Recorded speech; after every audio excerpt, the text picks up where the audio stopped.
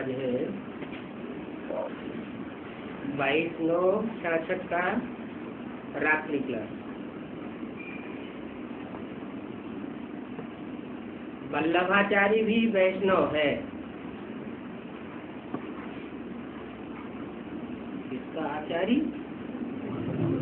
वल्लभ। वल्लभ किसे कहा जाता है? कहते हैं गोपी वल्लभ।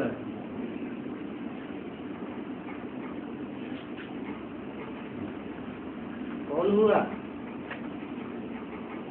गोपी वल्लभ कृष्ण कहा जाता है। तो वल्लभाचार्य वैष्णव है, कृष्ण के भक्त है। सो ही लक्ष्मी नारायण राधे श्याम भक्त है, सो विष्णु के भक्त है। मगर इनको पता ही नहीं है।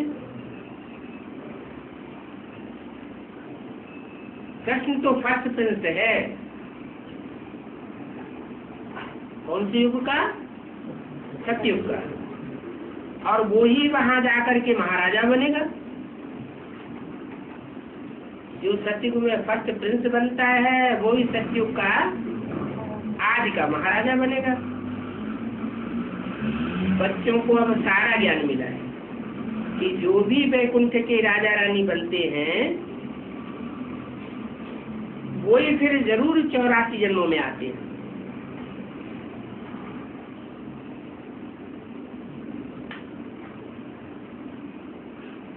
अगर वैकुंठ के राजा रानी नहीं बनते अथवा उस राज्य में नहीं आते तो वो 84 जन्म नहीं लेते। अपन को अब पक्का निश्चय होना चाहिए कि अब हमारा अंतिम जन्म है। इसके बाद फिर हमारा कोई इस कलयुगी दुनिया में जन्म होने वाला नहीं है। सतयुग की बादशाही लेने में अब ये हमारा आखिरी चांस है।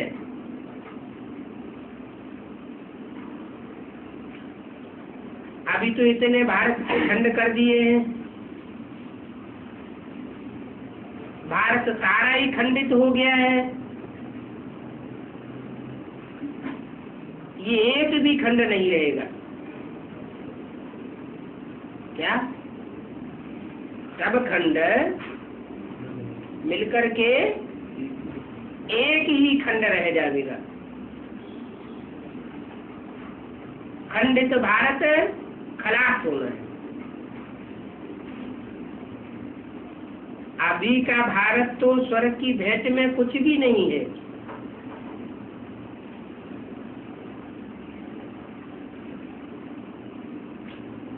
भले यहाँ बहुत ही बड़े बड़े मकान हैं, 40 मंजिलों के मकान हैं। 66 की बात बताइए। अभी तो और भी दुगने दुगने होते जा रहे हैं, क्योंकि दुनिया जाती ही बढ़ती जाती है। तो इतने बड़े बड़े मकान बनाते रहते हैं। वहां तो कभी मंजिल आदि नहीं होती है।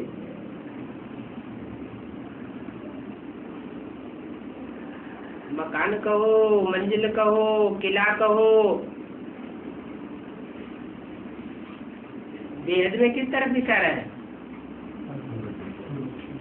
संगठन रूपी किला, संगठन रूपी मकानात, संगठन रूपी महल की तरफ इशारा है कि वहां एक के ऊपर एक संगठन नहीं होगा। और यहाँ तो संगठन के ऊपर दूसरा संगठन, दूसरे संगठन के ऊपर तीसरा संगठन।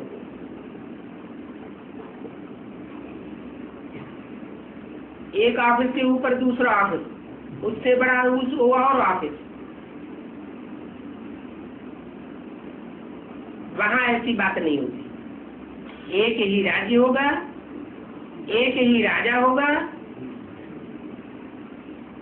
और एक ही मत होगी। अभी तो बाप इसमें बैठा हुआ है। कहते हैं यह पार्ट बजाना कोई बुरी बात नहीं है, है? कौन बैठा हुआ है और किस में बैठा हुआ है?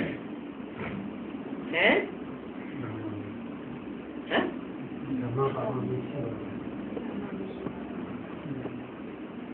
बैठा हुआ है, कहते हैं ये पार्ट बजाना कोई बुरी बात नहीं है। तुम बच्चे जानते हो हमने 84 जन्म लिए, ये तुम बच्चे जानते हो, वो नहीं जानते। कौन? जो आत्मा बनते नहीं वो जानते नहीं, जो आत्मा बनने की प्रैक्टिस करते हैं वो जानते हैं कि हमारे पूरे 84 जन्म हुए। बाप बच्चों को ही समझाते हैं, माना जो मेरे सन्मुख बैठने वाले डायरेक्ट बच्चे नहीं बनते हैं, मैं उनको समझाता नहीं। जिनको समझाते हैं वही कल पहले उन्हीं को समझाया था। बच्चे आहिस्ते आहिस्ते वृद्धि को पाते रहते हैं। कोई को माया का तूफान लगता है तो गिर पड़ते हैं, कोई मास का, कोई 6 महीने का, कोई 6 वर्ष का होता है तो भी मर पड़ते हैं। माना अनिश्चय बुद्धि हो जाती है। कोई तो तूफान लगते भी बहुत पक्के और खड़े रहते हैं। अभी बाप ने समझाया है कि विकल्पों के तूफान तो जरूर आवेंगे, मनुष्यों को ही तूफान आते हैं। भले तुम संगम युग पर हो तो भी कनेक्शन कलयुगी संबंधियों के साथ है ना।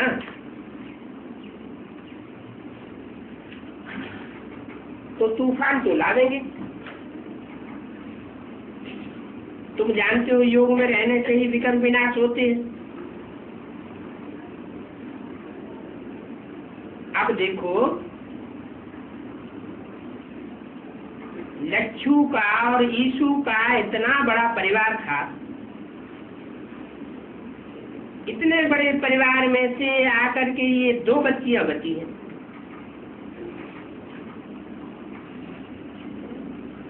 ये कि आज की बात बताई, इतने बड़े परिवार से कितनी आत्माएं निकली थी, ढेर के ढेर निकले थे उस परिवार से, और उसमें से अब 2 बच्चियां बची हैं। इसलिए बाबा कहते हैं माया बड़ी चतुर है, बच्चों को पता भी नहीं पड़ता है और वो चूहे के मुआफिक काट लेती है।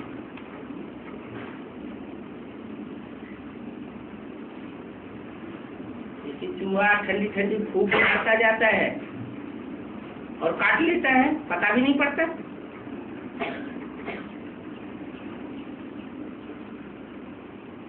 बाद में चूहे का विष चढ़ता है, बाद में पता चलता है। तो बच्चे कहाँ भी रहे तो भी बाबा मुरली टैप भेज सकते हैं।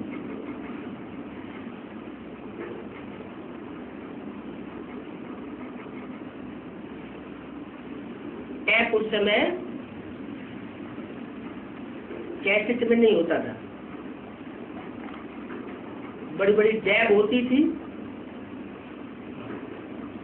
और उसका चकला बड़ा होता था। उसमें कई एक कैसेट जैसे फिट हो जाती थी, बहुत लंबा चौड़ा टैप हो जाता था।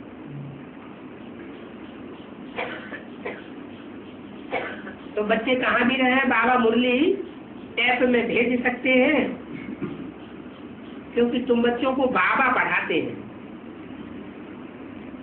अगर यह भी बच्चों को याद रहे तो भी बच्चे कभी मुरझाए नहीं सकते। मगर पता नहीं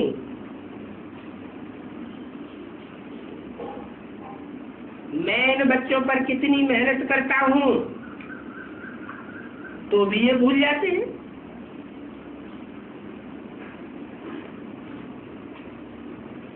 किसने बोला?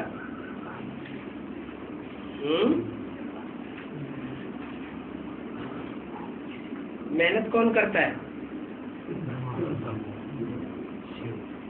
शिव बाबा मेहनत करते हैं। ब्रह्मा बाबा बीच में जब रख के बोलते हैं ना, तो बोला पता नहीं मैं बच्चों पर इतनी मेहनत करता हूँ तो भी भूल जाते हैं।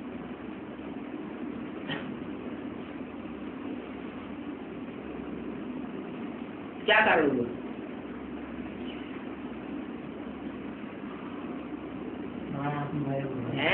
माया। अब माया भी इतना क्यों आती है? बाप को भूलते हैं। क्योंकि उस समय बाबा ब्रह्मा बाबा भी याद किसको करते थे? शिव बाबा को याद करते थे या शिव बाप को याद करते थे? बाप को याद करते थे। तो बिंदी को याद करने में मेहनत जाती लगती है। बिंदी जब साकार बनती है तो मोहब्बत हो जाती है। साकार नहीं होती है तो मोहब्बत नहीं जुड़ सकती, क्योंकि साकार के ही द्वारा मोहब्बत होती है और साकार के द्वारा ही नफरत होती है। बिंदी से न मोहब्बत जुटती है और न नफरत होने की बात है। तो भूल जाने का कारण क्या हुआ कि बाप का प्रैक्टिकल रूप बच्चों के सामने नहीं था। तो बच्चे भूल जाते हैं, जबकि क्लास के टीचर तो निमित्त मात्र को मैंने रखी है।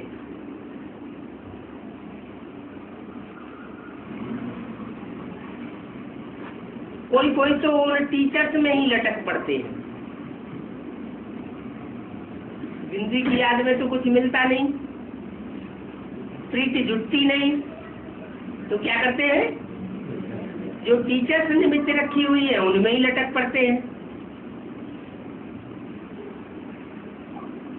नहीं तो याद तो बहुत रहती है उनके लिए, मगर जो सच्चा टीचर है उसको भूल जाते हैं। और सच्चा टीचर का टीच करने वाला वो स्वरूप भी तो सामने रहे। बाप बाप के रूप में आता है, टीचर के रूप में आता है, सदगुरु के रूप में आता है। तीनों ही रूप एक ही है। वो बाप भी है, टीचर भी है और उसी रूप से सदगुरु भी है। सदगुरु का पाठ तो लास्ट का होता है। बाप का आदि और अंत में होता है। आदि में ज्ञान का बीजारोपण किया, वो तो झगड़ा हो गया है कि आदमी झगड़ा हो गया, तो जिससे झगड़ा हो जाता है वो फिर याद नहीं आता। वो बाप का स्वरूप गुप्त का गुप्त ही रह गया। जैसे छोटे बच्चे होते हैं, उनसे पूछा जाए तुम्हारा बाप कौन है, तो शैशव अवस्था वाला बच्चा उसकी बुद्धि में नहीं आएगा। वो तो माँ की गोद में ही पलता है, माँ को ही सब कुछ समझता है। माई हमारी बाप है, माई हमारा माँ है। बच्चा बड़ा होता है तो समझ आती है कि मुझे जन्म देने वाला बाप कौन है। तो बाप का रूप, टीचर का रूप, सदगुरु का रूप, ये तीनों रूप उस समय समझ में नहीं आए। क्योंकि मुरली में तो साफ बोल दिया कि मैं बाप भी हूँ, टीचर भी हूँ, सदगुरु भी हूँ। एक ही रूप से तीनों हूँ। और ब्रह्मा के मुख से जो कुछ बोलते गए उसका क्लैरिफिकेशन कभी नहीं दिया। टीचर का काम होता है व्याख्या देना, हिज्जे हिज्जे की व्याख्या करके बताता है। और वो तो सुप्रीम टीचर है, छोटा मोटा टीचर तो है नहीं। प्राइमरी स्कूल का टीचर तो माता भी बन जाती है। वो तो छोटे छोटे बच्चे पढ़ने वाले होते हैं, उन बातों को हिज्जा हिज्जा करके समझाया भी जाए तो भी समझ नहीं सकते।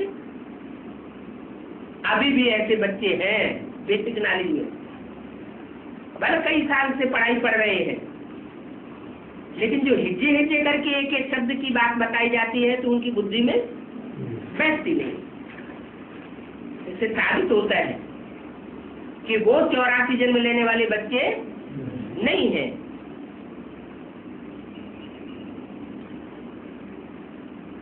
टीचर की तो याद रहनी चाहिए, लेकिन टीचर की भी याद भूल जाती है, क्योंकि और टीचर्स में लटक पड़ते हैं। जो सच्चा टीचर है उसको भूल जाते हैं। अब उस टीचर का जब स्वरूप ही सामने नहीं आया तो भूलना तो जरूर है ना। अभी बाप कहते हैं मैं तुम बच्चों को ले जाने के लिए आया हूं।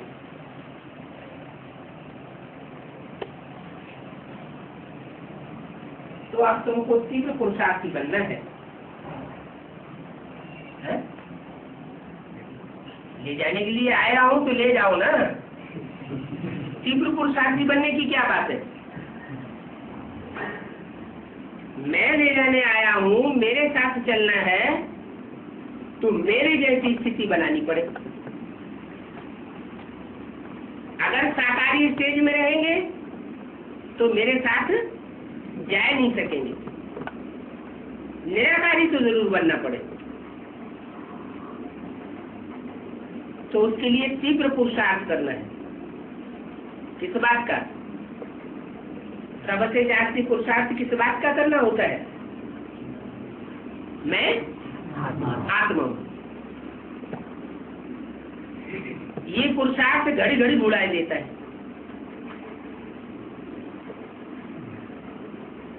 कौन बुलाए देता है? माया राम। अब ये पक्का याद रखो कि हम शिव बाबा को याद करने से ही सतो प्रधान बनेंगे।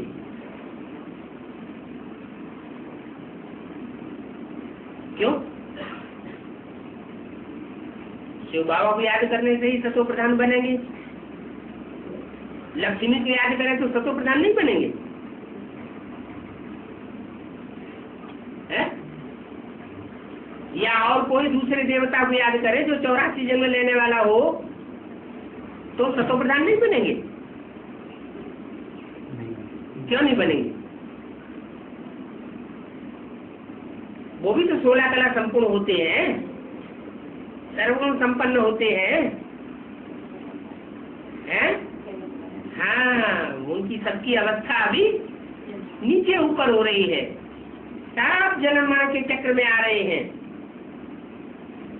तो अगर हमने उनमें से किसी को याद किया और उसकी अवस्था अभी नीची है तो हमारा भी क्या हाल हो जाएगा? हम भी नीची अवस्था में चले जाएंगे। और शिव बाबा की तो कभी ऊंची नीची अवस्था होती नहीं है। क्यों नहीं होती है शिव बाबा की ऊंची नीची अवस्था? हाँ, कौन से जन्म मरण के चक्कर से नहीं आ रहा है? हाँ, जिसका निश्चय सुप्रीम सोल के लिए नहीं है। सुप्रीम सोल के लिए न निश्चय की बात है न अनिश्चय की बात है। किसके लिए है? वो जिसमें प्रवेश करता है उसके लिए भी जन्म मरण का चक्र लागू नहीं होता। उसकी न मृत्यु होती है, अनिश्चय रूपी मृत्यु में कभी जाता नहीं। और निश्चय रूपी जन्म एक बार लेता है।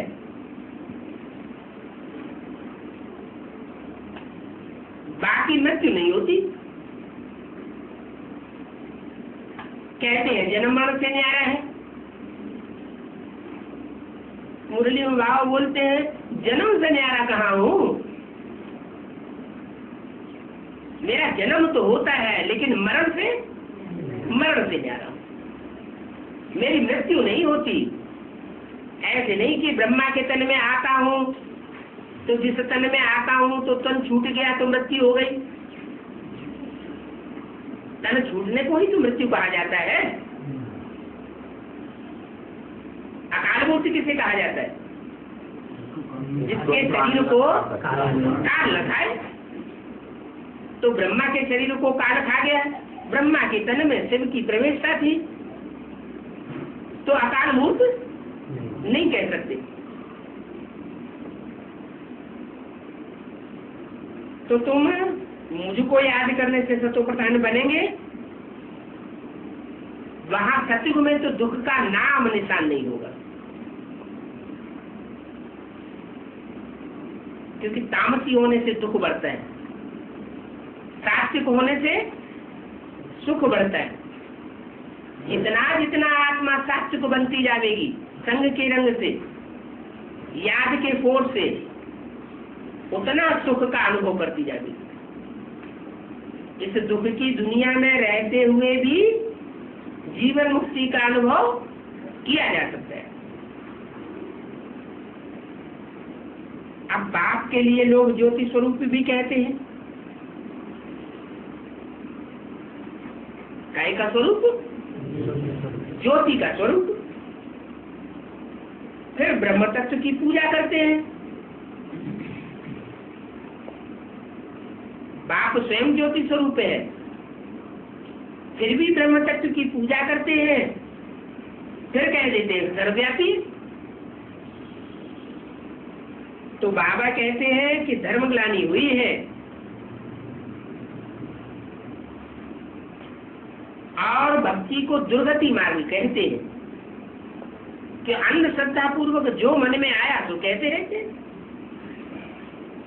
अब तुम बच्चे जो कि पक्के हो गए हो, वो बच्चे अच्छी तरह से जानते हो कि हमने 84 जन्म पूरे किए।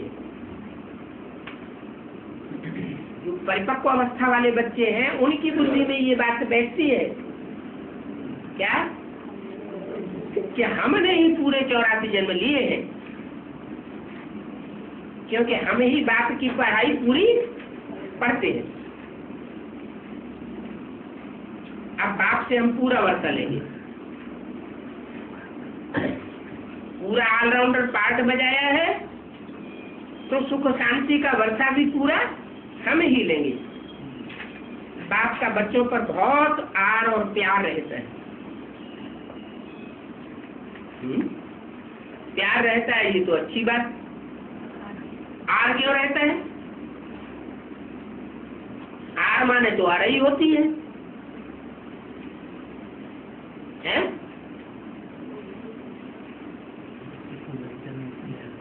इसलिए आई लगाते हैं।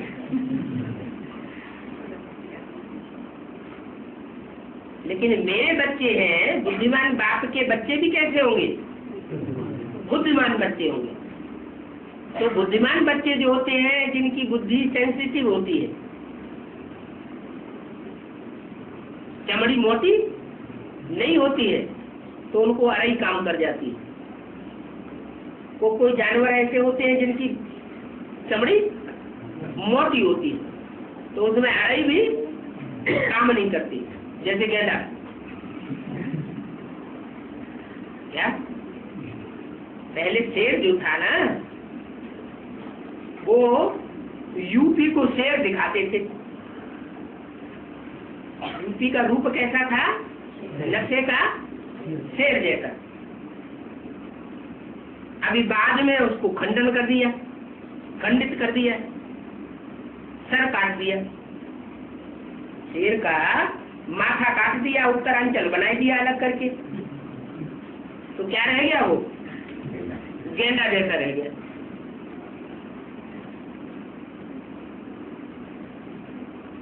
तो गेंडे में और शेर में क्या अंतर होता है?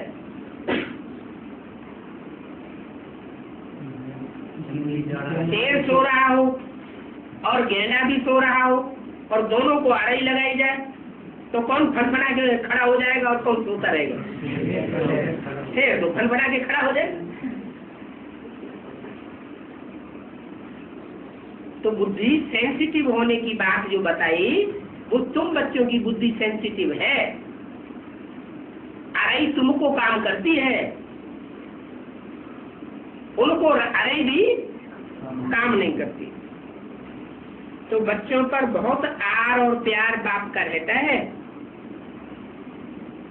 तो बच्चों को बाबा नित नई राय देते रहते हैं।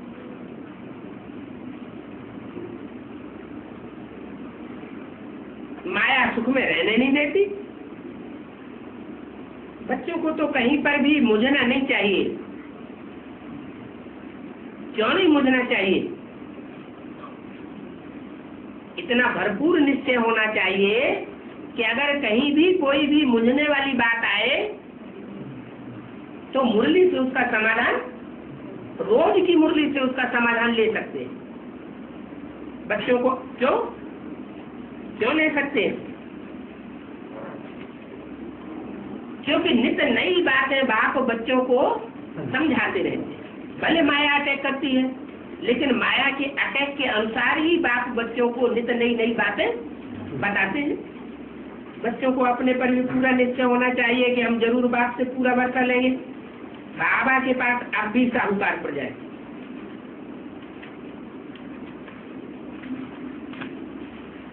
क्या बाबा प्रजा बनाने आया है? क्या है? राजा बनाने आया है या प्रजा बनाने आया है? राजा बनाने आया है तो राजा बच्चे होने चाहिए। प्रजा क्वालिटी के बच्चे क्यों है? बाबा के पास अब भी साहूकार प्रजा है। क्यों? साहूकार प्रजा है और गरीब फोर्थ क्लास प्रजा नहीं है। क्योंकि बाप भी जैसा बच्चे भी वैसे। बाप के लिए क्या गाया हुआ है? राम राजा राम प्रजा राम साहूकार है।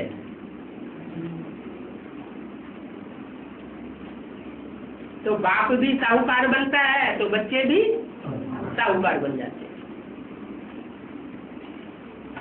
सबको बाबा लेकर के जावेगा, अपने बच्चों को साथ लेकर के जावेगा। कोई चित्र बना हुआ है?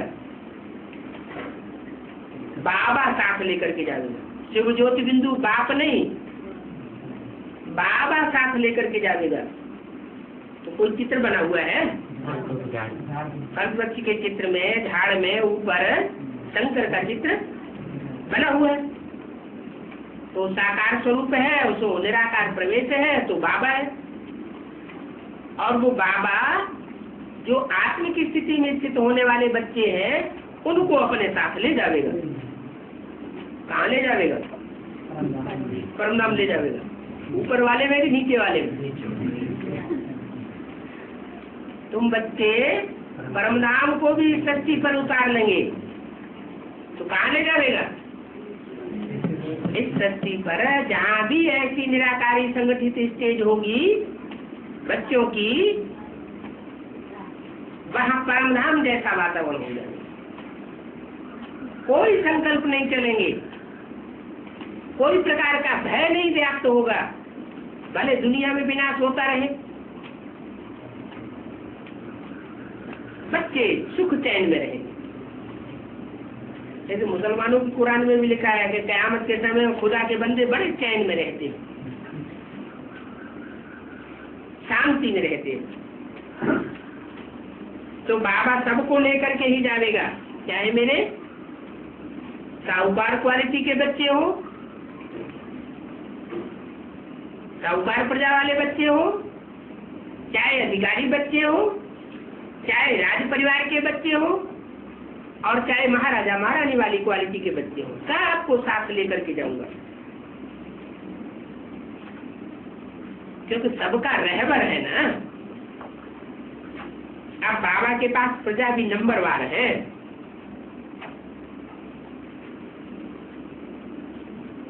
क्या? ऐसे नहीं कि फर्स्ट क्लास प्रजा ही है, बड़े बड़े साहूकार नहीं, नंबरवार प्रजा भी है। नंबरवार प्रजा में सबसे नीचा पद किसका होता है?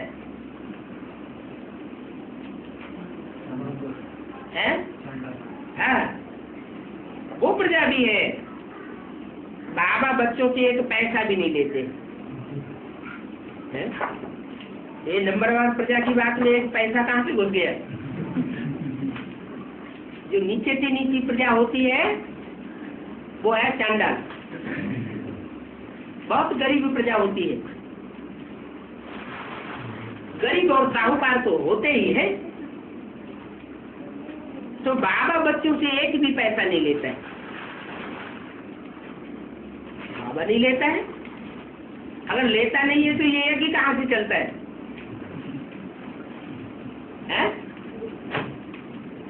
नहीं लेता है तो ये यज्ञ कैसे चलता है? बिना लिए यज्ञ चलेगा क्या? बाबा बच्चों से मांगता नहीं है। बच्चे अपना कल्याण करने के लिए, भविष्य में अपना निधि करने के लिए स्वतः ही देते हैं, यज्ञ में स्वाहा करते हैं। बाबा को दरकार नहीं है। लेकिन कोई देते हैं और दे करके फिर वापस लेते हैं। धन का निकाल दिया तो क्या बनते हैं? चांडाल प्रजा बन जाते हैं।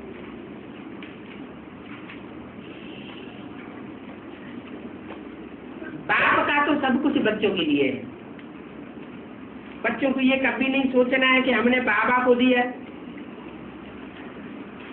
बाबा तो खुद ही इतना पुरुषार्थी है कि उसे किसी से कुछ लेने की दरकार ही नहीं। जो आत्मा एक जन्म में ही सिपाही से सम्राट बन सकती है तो वह किसी से मांगेगी क्या? एक ही जन्म में इतना ऊंचा पुरुषार्थ कर सकती है तो उसे किसी से हाथ फैलाने की दरकार नहीं है। जो पुरुषार्थी जीवन में हारे हुए होते हैं वो काम धंधा सब छोड़ करके सन्यासी बन के दरवाजे दरवाजे भीख मांगने लग पड़ते हैं। तो बाप स्वाभिमानी तो बाप के बच्चे भी स्वाभिमानी।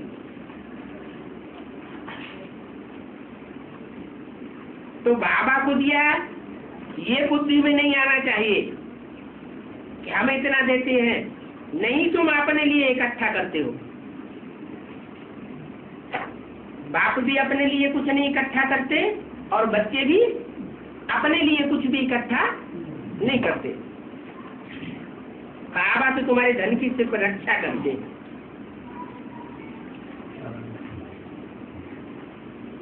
जो कि बच्चों को अगले जन्म में काम आ जाए। बाबा की ये बैंक है अविनाशी।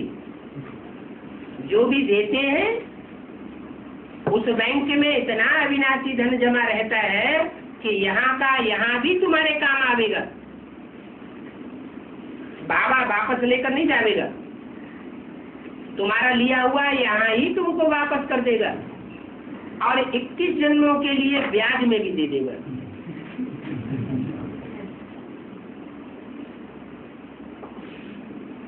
तो बात समझाते हैं। मैं सबको संदेश देने आया हूं और जो भी धर्म स्थापन करने आते हैं वो तो कोई संदेश वाहक नहीं है, मैसेंजर नहीं है। वो तो परमधाम से आते हैं, वहां से किसका मैसेज लावेंगे? वहां से तो मैसेज लाने की बात ही नहीं। अभी तुम बच्चे मैसेंजर हो, बाप का संदेश सबको देते रहते हो। अब बच्चे बाप को कहते हैं कि हमने बाप को पाया है, तो बाप भी कहते हैं हमने 5000 साल के बाद बच्चों को पाया है। और हे बच्चों, अब तुम मेरे हो, और तुम ही जानते हो कि स्वर्ग का वर्षा बाप से मिलता है। क्या कहा? तुम जानते हो, वो नहीं जानते। कौन? उस तथाकथित जो कच्चे ब्राह्मण है वो नहीं जानते कि स्वर्ग का वर्षा बाप से मिलता। वो क्या जानते? उनकी बुद्धि में क्या है कि ब्रह्मा बाबा ज्ञान सुना करके चले गए, शिव बाबा उनमें आता था, ज्ञान सुनाता था, वो तो चले गए, अब वर्षा हमको किससे मिलेगा? दीदी दादी दादाओं से मिलेगा। तो उनकी बुद्धि में तो ये है, और तुम्हारी बुद्धि में? तुम्हारी बुद्धि में है कि हम तो ऊंच से ऊंच बाप के बच्चे हैं, हम और किसी देहदारी से वर्षा लेने वाले नहीं है। हमें जो स्वर्ग का वर्षा मिलना है वो बाप से मिलना है, और इसी जन्म में मिलना है। इसलिए उसका नाम क्या रखा है हमने? स्वर्ग। स्वर्ग आत्म की स्थिति में गया, मन स्वर्ग में गया। वो तो ऐसे ही कह देते हैं भक्ति मार्ग में, जो मरा तो स्वर्ग पधारा। ब्रह्मा बाबा ने शरीर छोड़ दिया तो बस नेपाल में जाके जन्म लिया, तो स्वर्ग पधारा, वैकुंठ में जाके जन्म लेगा। लेकिन ऐसा कुछ है नहीं कि जो मरता है वो स्वर्ग में जाता है, नहीं। यहाँ इस जीवन में रहते हुए ही ऐसी स्टेज धारण करनी है कि आत्मिक स्टेज में परिपक्व अवस्था रहने से दुख घासेगा नहीं, और सुख ही सुख अनुभव होगा। शरीर रहते भी सुख अनुभव हो, दुख अनुभव न हो, तो उसको कहेंगे जीवन मुक्ति। जीवन भी रहे और जीवन में रहते रहते सुख शांति का अनुभव करें। वो जो धर्म पिताएं होते हैं वो तो आकर के सिर्फ अपना धर्म स्थापन करते हैं, धर्म स्थापन करते हैं, अपनी धारणा स्थापन करते हैं। लेकिन जो पुरानापन है, पुराने धर्म है, पुरानी धारणाएं हैं, पुरानी मान्यताएं हैं, पुरानी चलन है, उसका विनाश नहीं कर पाते। मैं तो जितने भी धर्म पुराने हो चुके हैं, तमो प्रधान हो चुके हैं, चाहे सनातन धर्म हो और चाहे दूसरे धर्म, जो सारे ही पुराने तमो प्रधान धर्म हैं, उन सब का विनाश कर देता है और एक सद्धर्म की स्थापना करता है। ये पुरानी कुरीतियों का विनाश, पुरानी अंधश्रद्धाओं का विनाश, ये कोई भी नहीं करते। ये तो बात ही है जो पुरानी कुरीतियों का, पुरानी अंधश्रद्धाओं का विनाश कराता है। कौन आड़े आता है? जो विनाश नहीं कर पाते और बाप विनाश कर लेते हैं। जो जो उस समय के धर्मगुरु होते हैं वो पुरानी कुरीतियों को टच नहीं करने देते किसी को। उनको पुरानी कुरीतियां चलाने में ही फायदा होता है। और बाप तो सर्वशक्तिवान है। वो धर्म पिताएं सर्वशक्तिवान नहीं होते तो वो विनाश भी नहीं करा पाते। बाप सर्वशक्तिवान है तो सब कुरीतियों का विनाश करा देता है, सब अधर्मों का खंडन कर देता है। तो अभी बाप कहते हैं, बच्चे अगर मेरा सहयोगी बनना है तो क्या करो? बाप समान बनना पड़े ना। मेरा सहयोगी बनना है तो बाप समान बनना पड़े, और बाप समान बनने के लिए बाप को याद करो और कोई को याद नहीं करो। माँ में एकम याद करो, कोई दूसरे को याद करेंगे तो इतने कठिन कार्य में तुम मेरे सहयोगी नहीं बन सके। इसलिए ब्रह्मा को तो ढेर भुजाएं दिखाते हैं, हजार हजार भुजाएं दिखाते हैं, सब ढेर सारे सहयोगी बन जाते हैं। लेकिन शंकर की अनेक भुजाएं नहीं दिखाते। कभी कभी 4 भुजाएं दिखाई भी हैं तो वो भी नंबरवार है, कोई कब सहयोगी बनती है, कोई कब सहयोगी बनती है। कोई तो टाइम ऐसा आता है कि कोई भुजा सहयोगी नहीं। जो होती हैं वो भी यादगार जगन्नाथपुरी में टुंडी भुजाएं दिखाई गई, वो भी कट जाती है। तो बताया बच्चे नंबरवार पुरुषार्थ अनुसार अब तुम्हें सर्वशक्तिवान का मास्टर सर्वशक्तिवान बच्चा बनना है। मैं अभी आया हुआ हूँ तो तुम अपने पाप कर्मों का बोझा हल्का कर सकते हो, बोझा हल्का होगा। अभी बाप कहते हैं तुम अपने घर गृहस्थ में रहते कमल फूल समान पवित्र बनो, तो तुम राजाई घराने में आ जाओगे। क्या अपने घर गृहस्थ में रहो, और भागने की बात नहीं है, न बाप भागता है। क्या तुम्हारी तो हद की गृहस्थी है, उन सन्यासियों की तो हद की गृहस्थी होती है, तो हद की गृहस्थी को भी छोड़ के भाग खड़े होते हैं। और बाप तो बेहद का गृहस्थी बन करके आता है, तो वो छोड़ के भागने वाली बात नहीं है बाप के पास। बाप तो कीचड़ में कमल फूल समान रहना सिखाते हैं। ये सारी दुनिया ही कीचड़ है, इस कीचड़ की दुनिया में रहते हुए भी बुद्धि योग से न्यारा बनना है। अगर तुम ऐसा पुरुषार्थ करेंगे तो राजा ही घराने में आ सकेंगे। अगर सन्यासियों जैसा पुरुषार्थ करेंगे, छोड़ छाड़ के भागेंगे, तो राजा ही घराने में नहीं आ सकते। अब बात समझाते हैं कि हे मेरे मीठे मीठे बच्चों, अब हर घड़ी बुद्धि में ध्यान रखो कि मौत सामने खड़ा है। क्या कथा आती है राजा परीक्षित की, उनको पता चला कि 7 दिन के अंदर प्राण छूट जाएंगे, तो उनका पुरुषार्थ कैसा हो गया, बहुत तीखा हो गया। तो तुम बच्चे भी ये बात बुद्धि में धारण करो, क्या कि मौत हमारे सामने खड़ा है। ऐसे ही करते करते अंत में कर्मातीत स्टेज तक पहुंचेंगे। नहीं तो बाप बताए देते हैं कि जार जार रोना पड़ेगा।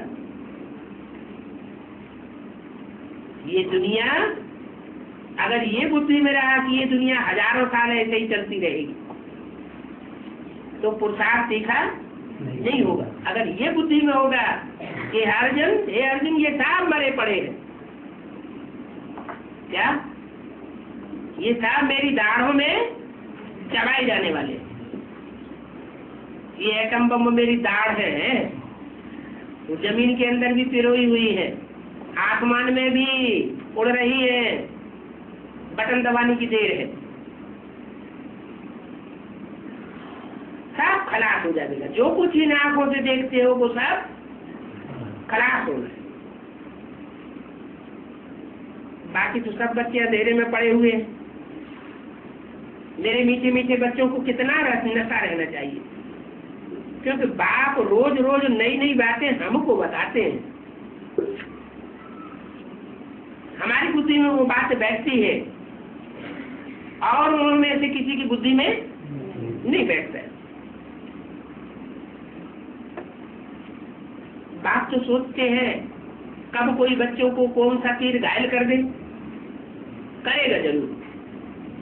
बाबा बार बार कहते हैं कि आज का चार्ट रखो, मगर बच्चे समझते नहीं हैं। अब बच्चे जानते हैं कि बाप दादा के द्वारा वर्षा मिलता है,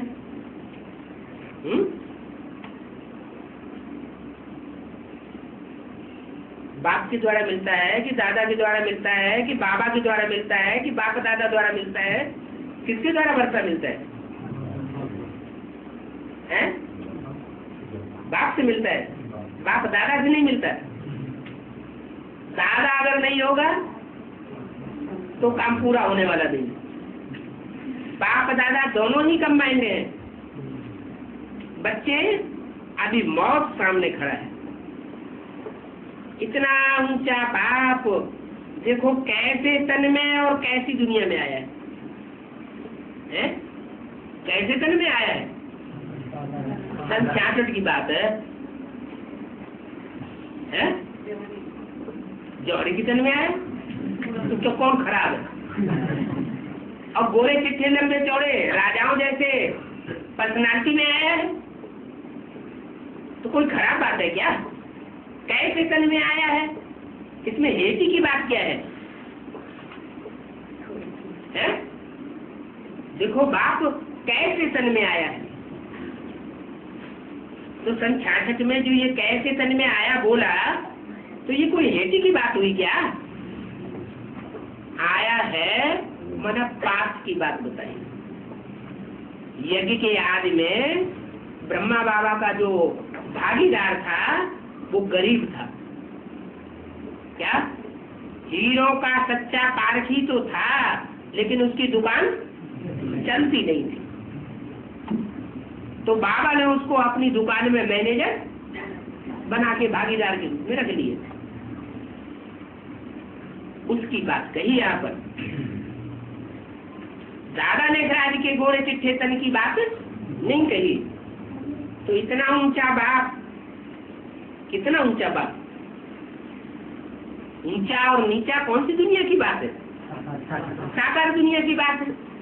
तो इतना ऊंचा कब की बात हुई? अगर दादा लेखराज के तन की बात है तो क्या हीरो के व्यापारी से ऊंचा दुनिया में कोई था ही नहीं उस समय? अरे दुनिया में एक से एक ऊंचे पड़े हुए हैं। ऐसा तो नहीं कि दादा लेखराज ही दुनिया में सबसे ऊंचे मर्तबे वाले थे। तो इतना ऊंचा बाप कब की बात हुई है?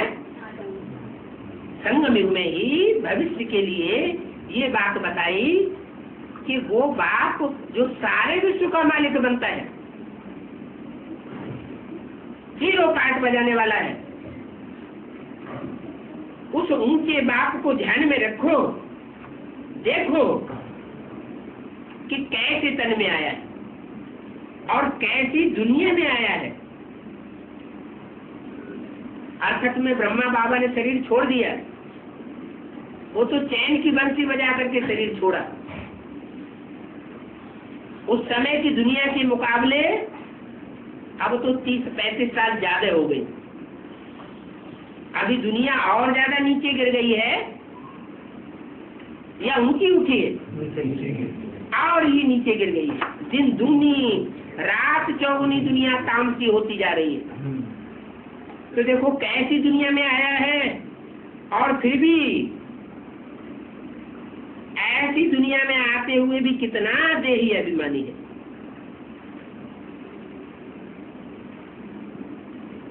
बच्चों को भी सिर्फ बाप दादा को देखते हुए ऊंचे से ऊंचा बनना है। ओम शांति।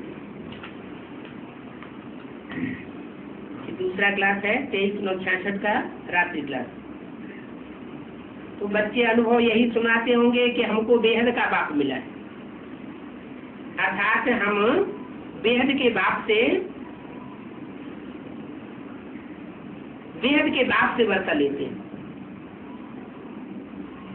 जब ये नशा बुद्धि में रहेगा कि हम कोई हद के बाप से वर्षा नहीं ले रहे हैं, बेहद के बाप से वर्षा ले रहे हैं,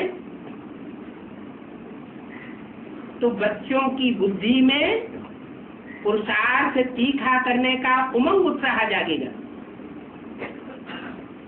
बाप फिर कहेंगे मुझको देखो ऐसे बच्चे मिले हैं। फिर बच्चे कहेंगे हमको तो बेहद का बाप मिला है। बाप को बच्चे पहचानते हैं और बाप की प्रॉपर्टी का हकदार बनते हैं। बच्चों की विशेष गुण क्या बाबा ने देखा जो दुनिया में और बच्चों में नहीं देखा? कौन सा गुण बाप देखते हैं? नहीं, बाप की पहचान। दुनिया में और बच्चे बाप को नहीं पहचानते, लेकिन मेरे बच्चे मेरे को पहचान लेते हैं। ये बड़ी शिफ्ट है मेरे बच्चों की। मैं इस बात को विशेष महत्व देता हूँ। क्या कि बाप की पहचान जिन बच्चों को हुई है, ये बच्चे जरूर श्रेष्ठ से श्रेष्ठ बच्चे हैं दुनिया के मुकाबले। और जो पहचानते हैं वही बाप की प्रॉपर्टी का हकदार बनते हैं। यहाँ पर बच्चे जब आते हैं तो कहते हैं हम बाप के बने। क्या कहा? कहाँ आते हैं तो बच्चे बाप के बनते हैं। कहाँ की बात बताई? अरे यहाँ जब बाबा कहते हैं तो कहाँ की बात है? नहीं, यहाँ माना मधुबन। बाबा का जो घर है, जहाँ बाबा रहते थे, लगातार मुरली चलाते थे, वहाँ की बात बताई कि बच्चे जब यहाँ आते हैं तो कहते हैं हम बाप के बने। अरे कोई आत्मा शरीर छोड़ती है, शरीर छोड़ने के बाद कहीं जाके जन्म लेती है, तब तो बाप का बनती है। अगर शरीर छोड़ने के बाद वो भूत प्रेत की तरह कोई औरों में प्रवेश करती रहे तो कहेगी मैं बाप का बच्चा बना हूं, बाप का बच्चा बना हूं या भटक रहा हूं? क्या कहेंगे? भटक रहा हूं। तो ये देखना है कि यहाँ भी आत्मा जैसे लौकिक दुनिया में शरीर छोड़ने के बाद 9 महीने पेट में पकती है, जैसे भट्टी में पकती है, वो तो हद की भट्टी है, और यहाँ है 9 दिन की बेहद की भट्टी। 7 दिन भट्टी का टाइम, 1 दिन आना 1 दिन जाना। ये 9 दिन की भट्टी में जो आत्मा पक जाती है, वो पकने के बाद निश्चय बुद्धि होकर निकलती है। पक्का निश्चय बुद्धि हुआ माना बाप का बच्चा बना। वैसे भी जो निश्चय बुद्धि होते हैं उनकी बुद्धि बाप की तरफ भागती है।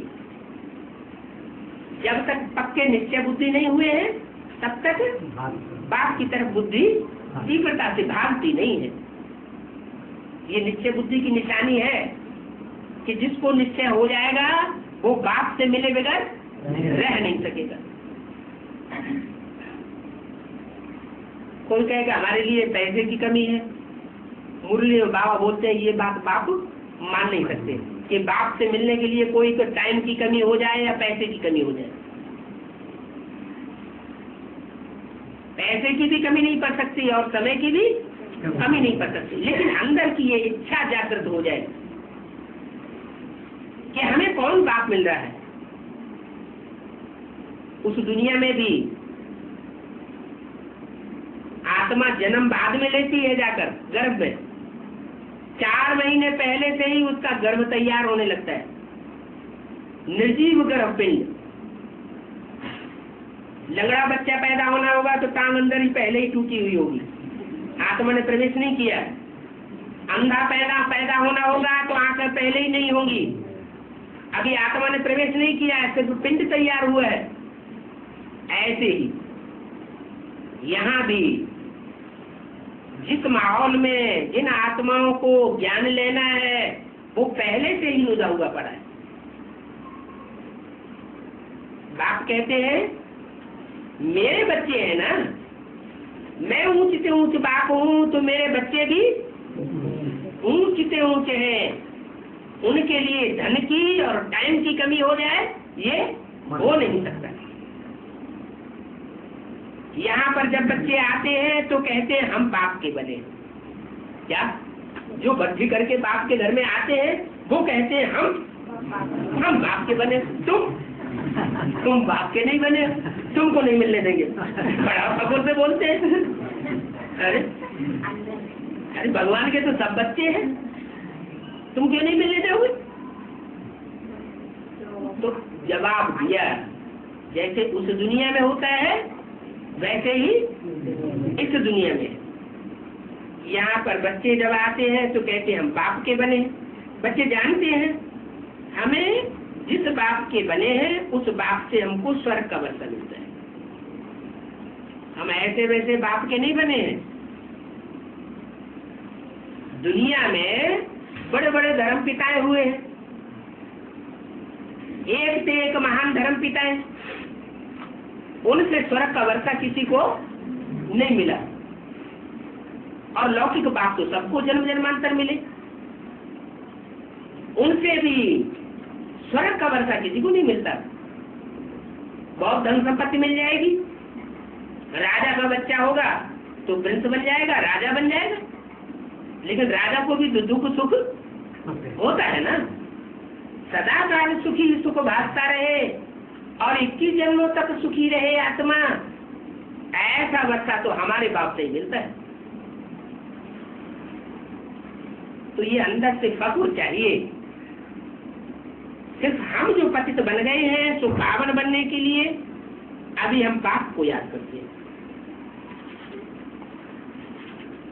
ये गड़बड़ी आ गई क्या कि हम अनेकों के संग के रंग में आते आते अभी पतित बन गए हैं। पतित होने के कारण अभी हमारी बुद्धि स्थिरियम नहीं हो पा रही। स्थिरियम बुद्धि न होने के कारण हम बाप को पूरे फोर्स से याद नहीं कर पाते हैं।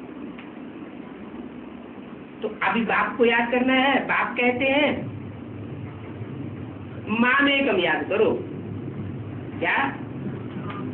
अगर तीव्र पुरुषार्थ में दौड़ना चाहते हो तो क्या करो?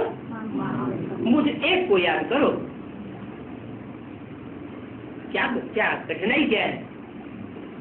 मुसीबत क्या आती है एक को याद करने में? माया है? माया आती है। माया क्या चीज होती है? अपनी बुद्धि की चंचलता ही तो माया है? हाँ, 63 जन्म जिन जिन आत्माओं के साथ संबंध जोड़ा है वो आत्माएं अपना हिसाब किताब लेने के लिए बुद्धि में आ जाती हैं। पहले हमसे निपटो, कहाँ जा रहे हैं? बाप कहते हैं तो भी भले माया रावण इंटरफियर करता है, कोई न कोई माया का रूप बन करके आती है, कोई न कोई रावण का रूप बन करके आता है, हमारे बुद्धियों को तोड़ता है, हमको बाप से दूर करता है। फिर भी हम क्या करें? फिर भी हम हठात वहां से बुद्धि तोड़ करके बाप को याद करें। दूसरा न कोई क्या बुद्धि में रखे कि अब जरूर ऐसा समय आने वाला है। अभी भले हम मेरा मेरा मेरा मेरा मेरा मेरा मेरा मेरा बुद्धि में करते रहते हैं, लेकिन अब एक टाइम ऐसा आने वाला है, एक बाप दूसरा न कोई। ये बात बिल्कुल पक्की प्रैक्टिकल में साबित होगी। बाप चिल्लाते रहते हैं, एक बाप दूसरा न कोई, ऐसी स्थिति धारण करनी है और बच्चे फिर भी आपस में एक दूसरे में लटक पड़ते हैं। एक ही बेहद का बाप कहते हैं कि मेरे को ही याद करो, कोई देहदारी को अब मत याद करो। क्या? ये एक ही बाप है जो कहता है, और 84 जन्मों में 84 बाप हुए होंगे, उनमें से किसी ने ये नहीं कहा होगा कि मेरे को ही याद करो और कोई को याद नहीं करो। क्यों? हाँ, और दुनिया में जितने भी बाप हैं वो सब देह अभिमानी। जो देह अभिमानी है उनके अनेक संबंध होते हैं और उन संबंधों को निभाते हैं। बाप जब आते हैं तो कहते हैं साफ संबंध खिलाफ। क्या? एक बाप और बच्चा, बच्चे भी नहीं, आत्मा आत्मा भाई भाई। कोई देहदारी को याद न करो, देही बनते रहो और याद करने से तुम तमो प्रधान से सतो प्रधान बन जाएंगे। अगर देह बनेंगे तो याद नहीं आवेगा। क्या? देह अभिमान में आवेंगे तो याद पक्की नहीं होगी। आत्म की स्थिति में रहेंगे तो जो आत्माओं का बाप है वो याद सहज आवेगा। जबकि स्वयं बाप कहते हैं मेरे बिगड़ किसी को याद न करो। है? कौन कहते हैं? स्वयं बाप कहते हैं। शास्त्र में स्वयं बाप कह रहे थे। कौन कह रहा था? माँ के द्वारा कह रहे थे, माँ के स्वरूप से कह रहे थे। तो वो तो याद पक्की है ही नहीं। क्यों? क्योंकि बाबा ने तो मना कर दिया कि ब्रह्मा का चित्र भी नहीं रखना, ब्रह्मा को याद ही नहीं करना। तो याद करेंगे अगर उस चोले में तो वो तो झूठी याद हो गई, अधूरे की याद हो गई। अभी बाप कहते हैं कि मैं स्वयं आकर कहता हूँ क्या कि मुझे याद करो, मेरे बगैर किसी और को याद करोगे तो बेविचारी याद हो जाएगी। बेविचारी याद होगी तो बुद्धि कैसी बनेगी? बेविचारी बुद्धि बनेगी। तो पाप बढ़ेगा या घटेगा? बढ़ेगा। कोई पति होता है अपनी पत्नी से क्या चाहता है कि मेरे को याद करे और किसी को याद न करे। पाप ही है, बच्चे से यही चाहता है कि मेरा बच्चा मेरी ही बात माने, मेरे अलावा और किसी की बात और किसी का आज्ञाकारी न बन जाए। तो ये बेहद का बाप है। वो भी कहते हैं बच्चे अब माँ में कम याद करो और कोई को याद न करो। तो मैं गारंटी करता हूँ कि तुम स्वर्ग के मालिक जरूर। ओम